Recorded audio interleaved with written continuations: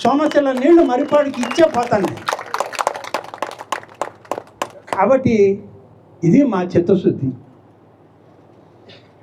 అంతేగాని నేను ఆడ ధర్నా చేస్తా, ఏడు ధర్నా చేస్తానంటే నువ్వు ధర్నా చేసి ఎవరిని ఏం చేస్తావు?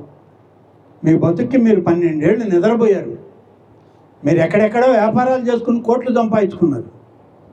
రోడ్డు వేయకుండా టోల్ గేట్ పెట్టిన వాళ్ళు ఎవరైనా చూసారా మీరు? అది కూడా ఆ క్రెడిట్ మన మరిపాడు మండలానికే దక్కిందయ్యా.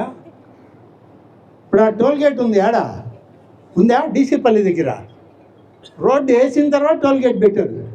వచ్చే పోయే కారుకి 50 100 తీసుకుంటున్నారు.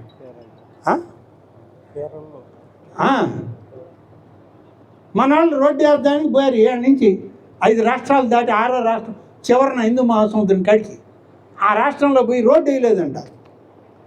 టోల్ గేట్ పెట్టి డబ్బులు వసూలు చేస్తుంటే జాతీయ రహదారుల సంస్థ వచ్చి రోడ్డే లేదు, టోల్ గేట్ ఎందుకు వచ్చిందని పోలీస్ కేసు పెట్టిపోయారు మన వాళ్ళ మీద.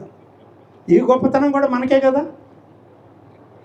రోడ్డు వేయకుండా టోల్ పెట్టి కేరళ వాళ్ళ డబ్బును వసూలు చేసుకుంటుంటే మన మీద పోలీస్ కేసు పెట్టి రిజిస్టర్ అయింది FIR. ఇది కూడా ఎవరిది? మరిపాడు నాయకులదే. అమ్మా మందే, బయట వాళ్ళది కాదు. అసలు భారతదేశం మొత్తం మీద ఇటువంటి వాళ్ళు ఉన్నారని ఎతకుతున్నారంట వాళ్ళు ఇది చూసిన తర్వాత. కాబట్టి చెప్పుకుంటే సిగ్గుపోద్ది. నేను ఎప్పుడు ఎవరిని ఏం అన్ను. కానీ ఇవాళ అనవసరమైనటువంటి ధర్నాలు, రాస్తారోకోలు ఏదో మా మీద బురద జల్లాలని ప్రయత్నం చేస్తే అసలు పైన నుంచి కింద దాకా మీ చరిత్ర చెప్తే జనం మిమ్మల్ని ఈ రోడ్డు మీదకి రానిరు.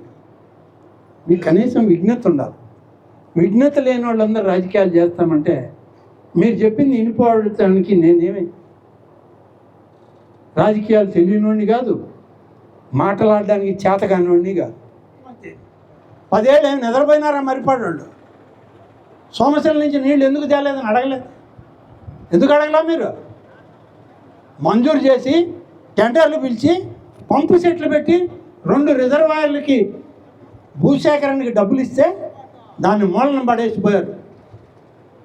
మీ ఊరోళ్ళే కదా, మీ పక్కూరు నాయకులే అందరూ. ఏం చేశారు అందరూ? మరిపాడు వాళ్ళందరూ. అదే విజయరామరెడ్డి అడిగింది. అప్పుడు ఎవడు ఒక్కడు నోరు తెరిచి అడగల. ఏం భయమా వాళ్ళని చూస్తే? మీ ఇళ్ల ముందుకు నీళ్ళు తెస్తామంటే దిక్కు లేకుండా వదిలేసిపోయినారు మీరు. ఇవాళ వచ్చి వాళ్ళు ధర్నా చేస్తే వాళ్ళతో పోయి మళ్ళీ వాళ్ళ సంఖ్య ఎక్కువ కూర్చున్నారు. సిగ్గని పిల్ల మీకు మరిపాడు వాళ్ళకి.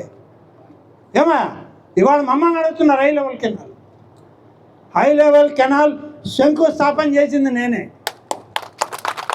పూర్తి చేసి నీళ్ళు ఇచ్చేది నేనే. ఇది నా బాధ్యత. 2 ఏళ్ళ 3 ఏళ్ళ 12 ఏళ్ళు దిక్కు లేకుండా వదిలేసిపోయారు మీరు. ఇవాళ నన్ను అడుగుతారా?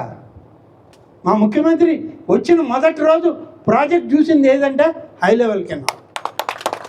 ఇది మా బాధ్యత. ఏమయ్యారు ఆ రోజు వీళ్ళందరూ? ఇదే మరిపాడు సెంటర్లో మీకు ఎట్ట సిగ్గు లేకుండా వచ్చారని అడగలేదా? మీరు ఎవరు అడగలేదే? మరిపాడు నాయకులంతా చూస్తా చప్పట్లు కొట్టుకుంటూ తిరిగారు వాళ్ళ వెనక. ఎందుకు అడగలేదు మీరందరూ? అది అడగడానికి ఆఖరణ పెట్టుకున్నా ఇది. లేకుంటే ఇది ముందే చెప్పేసి వెళ్తున్నా నేను కూడా. కాబట్టి చేసేవాడెవరు, చేయని వాడెవరు వితరణ రావాలి మనలో కూడా. చేసేవాడిని పదే నువ్వు అడగబల్లే. వాడి నిద్రలో కూడా అదే కలవరిస్తుంటాడు.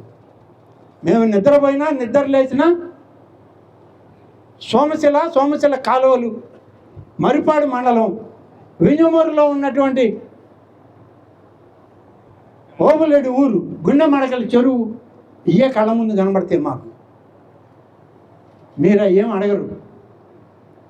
నాయుడుపల్లి చెరువు కట్టకుండా, పంపింగ్ స్కీమ్ పెట్టకుండా, పొంగూరు రిజర్వాయర్ కట్టకుండా మీకు చాబోలు చెరువుకి నిండిపోతాయా? ఏమయ్యా యాడ్ నేర్చుకున్నారు ఈ ఇంజనీరింగ్ పద్ధతి? అందరూ ఇంజనీర్లే ఆడ ఇంట్లో, అందరూ కాంట్రాక్టర్లే. టోల్ గేట్ పెట్టకుండా డబ్బులు దండుకున్న కాంట్రాక్టర్లు వాళ్ళు. రోడ్ల మీద మట్టి ఊడ్చుకొని తిరిగేవాళ్ళం మేము. ఈయనేం సంపాదించాడు? 2 సార్లు ఎమ్మెల్యే. ఇప్పటికి 20 ఏళ్ళ నుంచి తెలుగుదేశాన్ని నమ్ముకొని ఉన్నాడు రాజకీయాల్లో. నేను 6 సార్లు ఎమ్మెల్యే, 7వసారి ఎమ్మెల్యే, 5 సార్లు మంత్రి. మేమేం కోట్లు సంపాదించి టోల్ గేట్లు పెట్టకుండా డబ్బులు దండలే ఆడ. నా మీద పోలీస్ కేసు లేదు, విజయరామరెడ్డి మీద పోలీస్ కేసు లేదు. ఎందుకంటే నిజాయితీగా బతుకుతున్నాం కాబట్టి జనం మధ్య. ఆ నిజాయితీ లేని వాళ్ళు కోటీశ్వర్లు అయ్యారు. ఒకప్పుడు ఇక్కడ మట్టి పీసుకున్నోళ్ళే ఇవాళ కోట్లకు పడగలెత్తారు. కోట్లకు పడగలెత్తి మిమ్మల్ని మర్చిపోయినా మీరు ఇంకా వాళ్ళని దేబరించుకుంటున్నారు. పోయి మీరెక్కడ మీరు వస్తే మేము వస్తాం. ఏడకి వాళ్ళు వచ్చేది, మీరు పోయేది. ఏడకాయ పోయేది, గుక్క నీళ్లు పోయిలా మీ గొంతుల్లో. కనీసం ఆలోచించండి. మరిపాడు మండలం వాళ్ళు ఇవాళ వచ్చి వాళ్ళు ధర్నా చేస్తారంట. ఈ పెద్ద మనుషులందరూ ఊరేగినారట. పోయి సిగ్గు మానం ఉండాలి మనకి. అటువంటి వాళ్ళతో పోయి కలిసి వాళ్ళు రాజకీయంగా 50 చేస్తారు, చేసుకొని వాళ్ళల్లో పోయి మనం కలిసేది ఏంది? సిగ్గు ఎగ్గు లేకుండా. ఆ రోజే అడగాలి నేను, కానీ ఆ రోజు తెలిసినా సరే చూద్దాం అసలు వీళ్ళ కథ ఏందో.